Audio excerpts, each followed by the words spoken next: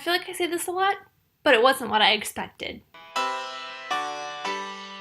Hey, I'm Amy and welcome back. I just got back from seeing The House with a Clock in its Walls, the new movie directed by Eli Roth. Yes, that Eli Roth, starring Jack Black and Cate Blanchett. And you know what? It's not at all what I expected it to be. I was really not looking forward to seeing this movie. The trailer, I did a trailer reaction. You can check that out up there. It was not something I was really super stoked on. It was interesting. It intrigued me. To me, it felt a little bit like the Jack Black Goosebumps movie. Maybe it's because he was in this and it's like a scary movie for kids. And I hadn't read the book. I never read this book as a child because I don't know if it was out when I was a kid or not, but I didn't know what to expect story-wise, so I just watched the trailer and kind of judged it a little too soon. I thought it would be a little bit too little kiddie for me, I didn't really know what to think. It just didn't feel like a good movie to me, but I had heard it was getting great reviews, so I was like, you know what?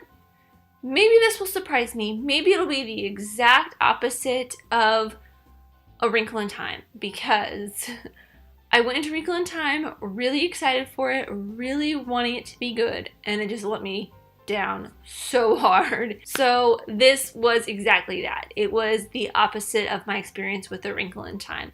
I had a lot of fun. There were a lot of points in this that felt very much like an Eli Roth movie. Not that I have seen a lot of his movies. I think the only one I have seen of his is Hostel, and because of Hostel, I will not watch any other of his movies. Actually, hold on. Hey Google, what are some movies Eli Roth has directed?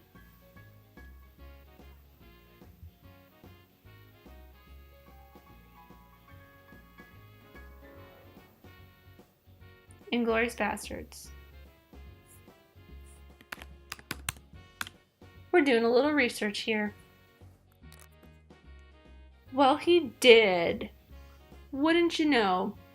Didn't know that. But again, I am not a huge fan of Hostel. Like, when we got to the torture porn section in my horror films class, it was probably the hardest 2 weeks of class for me because we watched Hostel, and Hostel is the kind of movie that I absolutely hate. I hate living by the airport. I was really starting to enjoy horror movies up until this point. I was not a huge fan of horror movies growing up, and the probably scariest movie that I ever watched growing up was Jumanji. To me, personally, Jumanji was probably the scariest movie, and actually Tower of Terror, which I will get to that in a second. But growing up, I was not a huge fan of horror movies. I did not watch a lot of scary movies. But my friend told me to take, or asked me to take this class with him, and I needed to anyways for my minor, and it was one of the only elective classes in my minor that I hadn't taken yet. So I was like, you know what? I will take it. I just gotta rip the band-aid off and take it. And this class actually opened me up to liking a lot of the horror movies that I like today. It is the reason that I love The Night of the Living Dead. It's the reason that I love Dawn of the Dead. It's the reason I love pretty much most zombie movies. It's the reason I love old school horror like The Tingler and Freaks. And it's the reason that Scream and actually Nightmare on Elm Street are probably two of my favorite horror movies of all time, along with Dawn of the Dead and The Tingler and Freaks. I love all of them. In this class, this is going on a tangent that has nothing to do with the movie, but in this class, I was really enjoying horror movies up until the last 2 or 3 weeks of this class. And the last 2 weeks before the finals week, we started doing torture porn films. The first one we watched was Hostel, and it just scarred me so deeply, and I think that's the reason why I've never watched any other Eli Roth horror films. But we watched that, and then after that we watched Martyrs, which I don't recommend. Even if you are a horror fan, I do not recommend watching Martyrs. It's just a very terrifying torture porn movie. But because of Hostel, I have not been a fan of Eli Roth movies, so I was hesitant going into this, but I figured since it was for kids, and I know Hostel is a very well-made movie. It's a very well-made, so I just didn't like the subject matter of it, I guess. It's just those kind of torture porn movies and like Saw, things like that, I am not a huge fan of.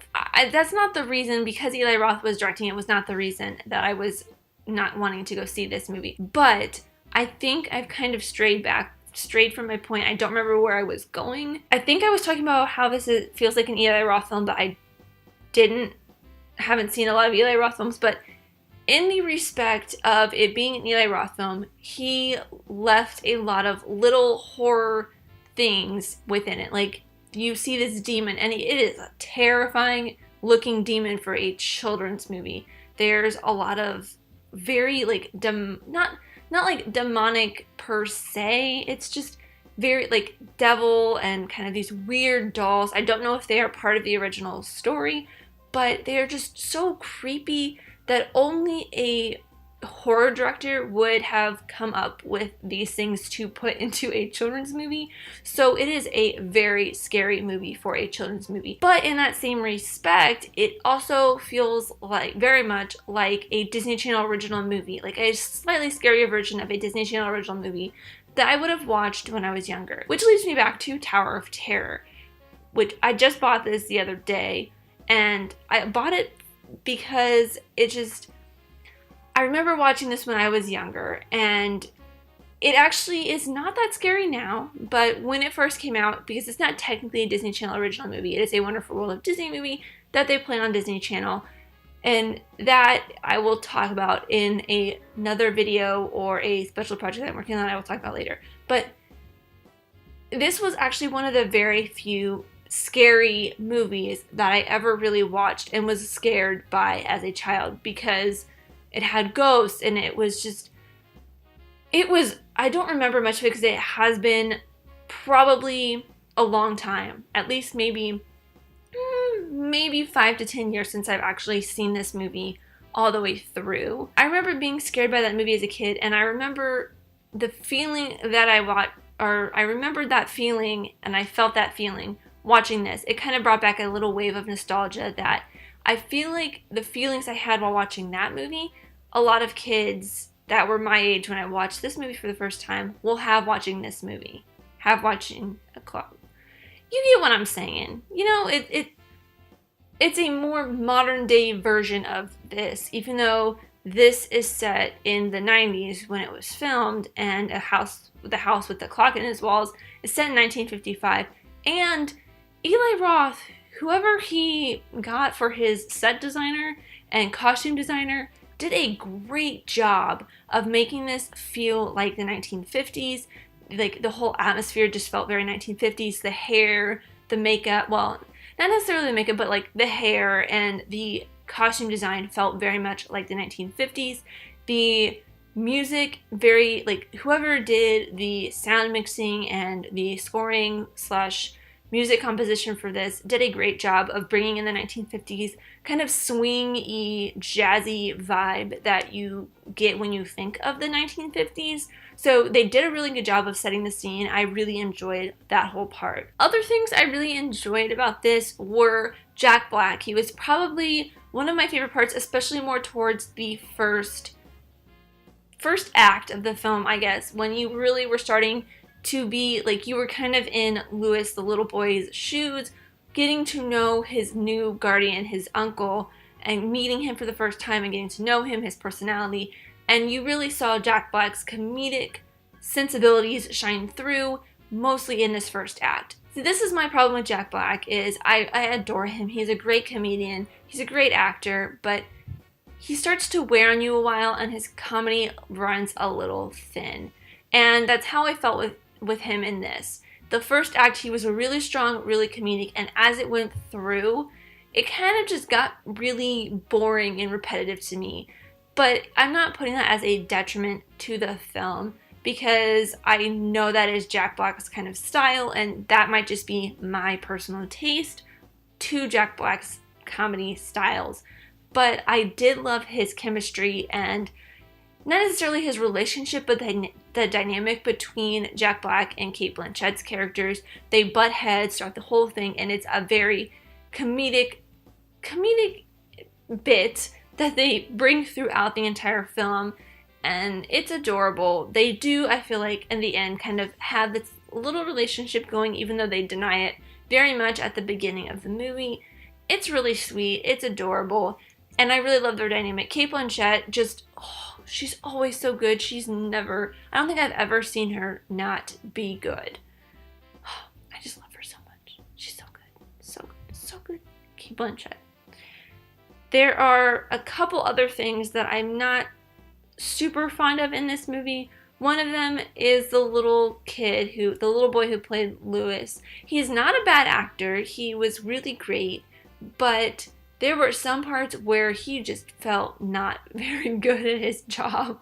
He had what I would say is little kid acting, where they are still kind of learning the chops, learning the ropes, so to speak, and getting kind of their footing, getting to understand how they want to perform in front of the camera. So there were some points where it just felt like he was trying a little too hard, where there were other points where he felt really good. It felt like he knew what he was doing. So maybe those scenes were filmed later on in the movie or later on in the filming process, while the scenes that felt a little undercooked were filmed earlier in the filming process on maybe one of the first or second shooting days or weeks. Other than that, he did pretty good for a kid actor, I would say. And then there was just, this one part, and it's in the third act with Jack Black, and it is a very Jack Black kind of comedy bit, and it just got real weird, and I